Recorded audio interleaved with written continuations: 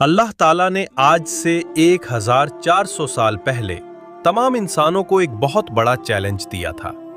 अगर तुम सब लोग, पूरी ह्यूमैनिटी मिलकर भी चाहो कि कुरान जैसी कोई किताब ले आओ तो तुम ऐसा नहीं कर सकते। अगर सिर्फ एक सूरा बनाने की कोशिश करो तब भी कामयाब नहीं हो सकते, और अगर सिर्फ एक आयत जैसी कोई बात लाना चाहो तो भी तुम नहीं ला सकते। अब सवाल ये पैदा होता है, अल्लाह ताला ने ऐसा चैलेंज क्यों दिया? इसकी एक बड़ी वजह यह है कि कुरान का स्ट्रक्चर कुछ ऐसा है जो आज तक कोई भी इंसान मुकम्मल तौर पर समझ ही नहीं सका। ये किसी इंसान का कलाम हो ही नहीं सकता।